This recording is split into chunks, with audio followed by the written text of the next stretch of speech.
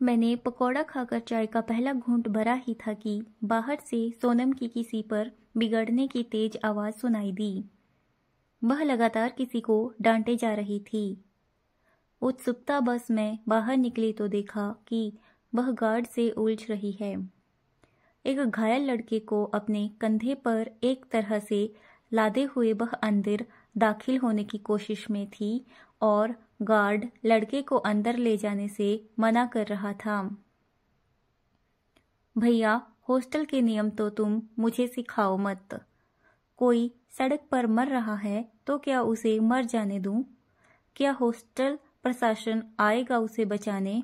नहीं ना। अरे, इंसानियत की तो बात ही छोड़ दो। यह बताओ किस कानून में लिखा है कि एक घायल को हॉस्टल में लाकर दवा लगाना मना है? मैं इसे कमरे में तो ले जा नहीं रही, बाहर ग्राउंड में जो बेंच है उसी पर लेटाऊंगी। फिर तुम्हें क्या प्रॉब्लम हो रही है? लड़कियां अपने बॉयफ्रेंड को लेकर अंदर घुसती हैं तब तो तुमसे कुछ बोला नहीं जाता, सोनम झल्लाती हुई कह रही थी। गार्ड ने झेंपते हुए दरवाजा खोल दिया और सोनम बड़बड़ाती हुई अंदर दाखिल हुई। उसने किसी तरह लड़के को बेंच पर लेटाया और जोर से चीखी, अरे कोई है? ओ बाजी, देख क्या रही हो? जाओ जरा पानी लेकर आओ।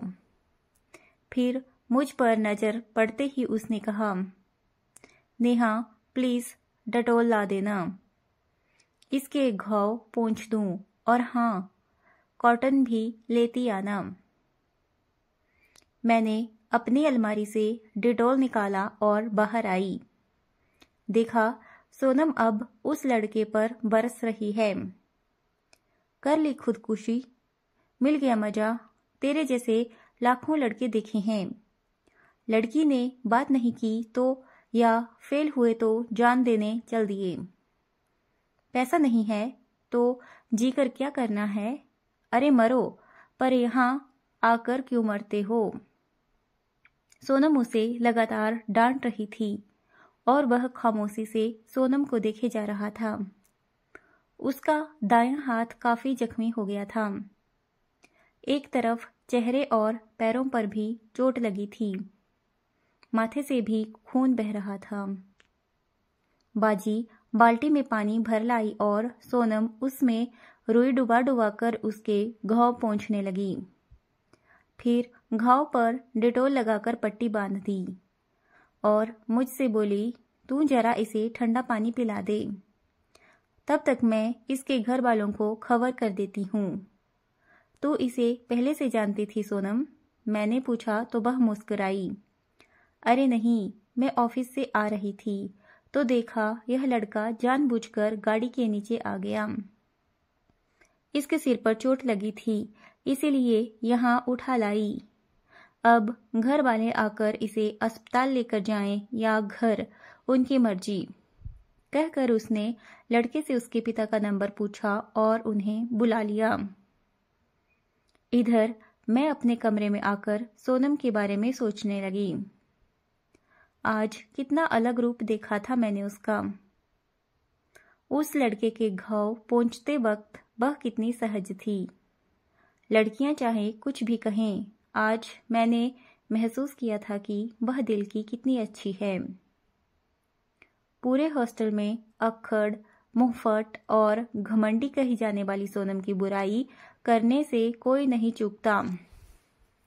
लड़कियां हो या गार्ड या फिर काम वाली, हर किसी की यही शिकायत थी कि सोनम कभी सीधे मुंह बात नहीं करती है, अकड़ दिखाती है। टीवी देखने आती है तो जबरदस्ती वही चैनल लगाती है जो उसे देखना हो, दूसरों की नहीं सुनती। वैसे ही उसकी जिद रहती है कि काम वाली सुबह सबसे पहले उसका कमरा साफ करे। पहनावे में भी दूसरों से बिल्कुल अलग दिखती थी वह। गर्मी हो या सर्दी हमेशा पूरी बाजू के कपड़े पहनती, जिसकी नेक भी ऊपर तक बंद होती। उसकी इस अटपटी ड्रेस की वजह से लड़कियां अक्सर उसका मजाक उड़ाती थी, पर वह इस स्थान ध्यान नहीं देती थी इस पर। देखने में वह खूबसूरत थी, पर नाम के विपरीत चेहरे पर कोमलता नहीं, सख्ती के भाव होते थे। डील डॉल भी काफी अच्छा था और आवाज काफी सख्त थी, जो उसकी पर्सनैलिटी को दबंग बनाती थी और सामने वाला उससे पंगे लेने से बचता था। वह मेरे कमरे के साथ वाले कमरे में रहती थी, इसीलिए मुझसे उसकी थोड़ी बहुत बातचीत होती रहती थी। हम 1-2 दफा साथ घूमने भी गए थे, पर हमेशा ही मुझे वह ऐसी बंद किताब लगी जिसे चाहकर भी पढ़ना मुमकिन नहीं था। 8-10 दिन बाद की बात है। मैंने देखा सोनम ग्राउंड में बेंच पर बैठी किसी लड़के से बात कर रही है। उस वक्त सोनम की आवाज इतनी तेज थी कि लग रहा था वह उस लड़के को डांट रही है। 2-3 लड़कियां उधर से सोनम का मजाक उड़ाती हुई आ रही थी। एक कह रही थी, लो आ गई उस लड़के की शामत, उसे नहीं पता कि किस लड़की से पाला पड़ा है उसका। दूसरी ने कमेंट किया, लड़का कह रहा होगा मुझ पर मत करो ये सितम। मैंने गौर से देखा, यह तो वही लड़का था जिसकी उस दिन सोनम ने मरहम पट्टी की थी। लड़का अब काफी हद तक ठीक हो चुका था, पर माथे और हाथ पर अभी भी पट्टी बंधी थी। बाद में जब मैंने सोनम से उसके बारे में पूछा तो वह बोली, धन्यवाद कहने आया था और हिम्मत तो देखो, मुझसे दोस्ती करना चाहता था। कह रहा था फिर मिलने आऊंगा। तो तुमने क्या कहा? अरे मुझे क्या कहना था, अच्छी तरह समझा दिया कि मैं दोस्ती वोस्ती के चक्कर में नहीं पड़ने वाली। रोज रोज मेरा दिमाग खाने के लिए आने की जरूरत नहीं है। लड़कों की फितरत अच्छी तरह समझती हूं मैं। आगे उस लड़के का हसर क्या होगा यह मैं अच्छी तरह समझ सकती थी। इसीलिए सोनम को और ना छेड़ते हुए मैं मुस्कुराती हुई अपने कमरे में चली आई। उस दिन के बाद 2-3 बार और भी मैंने उस लड़के को सोनम से बातें करते देखा और हमेशा सोनम उसे झिड़कती हुई ही दिखी। एक दिन उसने बताया कि वह लड़का हाथ धोकर पीछे पड़ गया है। फोन भी करने लगा है कि मैं तुम्हें पसंद करता हूँ। अरे यार, बदतमीजी की भी हद होती है। घाव पर मरहम क्या लगाया, वह तो हाथ पकड़ने पर आमादा हो गया है। तो इसमें बुराई क्या है यार? वह तुझे इतना चाहता है, देखने में भी हैंडसम है, अच्छा कमाता है, घर परिवार भी अच्छा है, तूने ही बताया है, तो तू मना क्यों कर रही है? क्या कोई और है तेरी जिंदगी में? मैंने पूछा। नहीं, कोई और नहीं है, जरूरत भी नहीं है मुझे, और वह जैसा भी है उससे मुझे क्या लेना देना। आज पीछे पड़ा है तो हो सकता है कल देखना भी ना चाहे, अजनबी बन जाए, हजारों कमियां निकाले मुझ में। इतना ही अच्छा है तो ढूंढ लेना कोई अच्छी लड़की, मैंने क्या मना किया है? मैं क्यों अपनी खुशियां किसी और के आसरे छोड़ूं? जैसी भी हूं ठीक हूं, कहते कहते उसकी आंखें नम हो उठी। सोनम, प्यार बहुत खूबसूरत होता है। वह वीरान जिंदगी में खुशियों की बहार लेकर आता है। किसी से हो जाए तो सूरत, उम्र, जाति कुछ नहीं दिखता। इंसान इस प्यार को पाने के लिए हर कुर्बानी देने को तैयार रहता है। मैंने समझाना चाहा, पर वह अकड़ती हुई बोली, बहुत देखे हैं प्यार करने वाले। मैं इन झमेलों से दूर सही और अपने कमरे में चली गई। अगले दिन वह लड़का मुझे हॉस्टल के गेट पर मिल गया। मुझसे विनती करता हुआ बोला, प्लीज नेहा जी, आप ही समझाओ ना सोनम जी को, वे मुझसे मिलना नहीं चाहती। तुम प्यार करते हो उससे? मैंने सीधा प्रश्न किया तो चकित नजरों से उसने मेरी तरफ देखा, फिर सिर हिलाता हुआ बोला, बहुत ज्यादा। जिंदगी में पहली दफा ऐसी लड़की देखी, खुद पर निर्भर, दूसरों के लिए लड़ने वाली, आत्मविश्वास से भरपूर। उसने मुझे जीना सिखाया है। मुश्किलों से हार मानने के बजाय लड़ने का जज्बा पैदा किया है। मैंने तो औरतों को सिर्फ पति के इशारों पर चलते, रोते, सुबकते और घरेलू काम करते देखा था, पर वह बहुत अलग है। जितना ही उसे देखता हूँ, उसे पाने की तमन्ना बढ़ती जाती है। प्लीज आप मेरी मदद करें, मेरे मन की बातें उस तक पहुंचा दें। मैं कोशिश करती हूँ, मैंने कहा तो उसके चेहरे पर खुशी की लहर दौड़ गई। मुझे नमस्ते करके वह चला गया। रात को मैं फिर से सोनम के कमरे में दाखिल हुई। वह अकेली थी। आज वह गेट पर मिला था। मैंने कहा, जानती हूँ मुझे बाहर बुला रहा था, लेकिन मैं नहीं गई। मैंने उसे कुरेदा, तू प्यार से भाग क्यों रही है? जानती है प्यार हर दर्द मिटा देता है। वह हंसी, प्यार दर्द मिटाता नहीं, नए जख्म पैदा करता है। बहुत स्वार्थी होता है प्यार। मैं आज वजह जानकर रहूंगी कि आखिर क्यों भागती है तू प्यार से। या तो मुझे हकीकत बता दे या फिर उस लड़के को अपना ले जो सिर्फ तेरी राह देख रहा है। मैंने भी देखी थी किसी की राह, पर उसने। कहते हुए अचानक सोनम की आंखें भीग गई। मैंने प्यार से उसका माथा सहलाते हुए कहा, सोनम, अपने दिल का दर्द बाहर निकाल, तभी तू खुश रह सकेगी। मुझे सब कुछ बता दे। मैं जानती हूँ तू दिल की बहुत अच्छी है, पर कुछ तो ऐसा है जो तेरे दिल को तड़पाता है।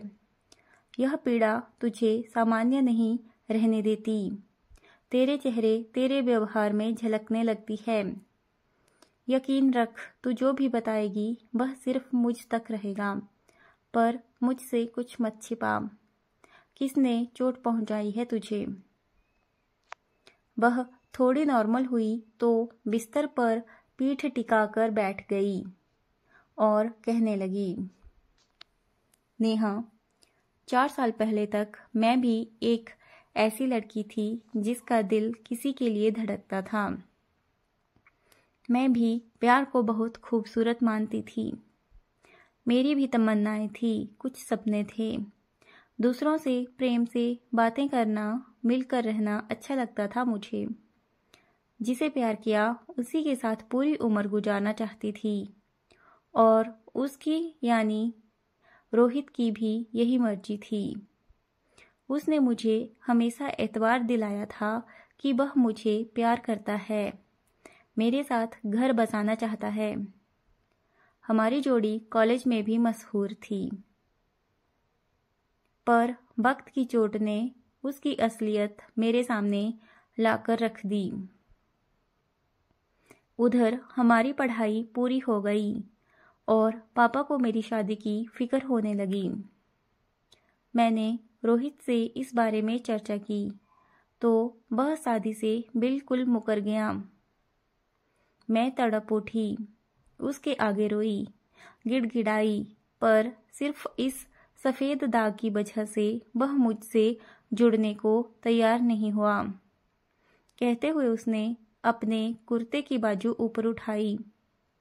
उसकी बाजू पर कई जगह सफेद दाग थे।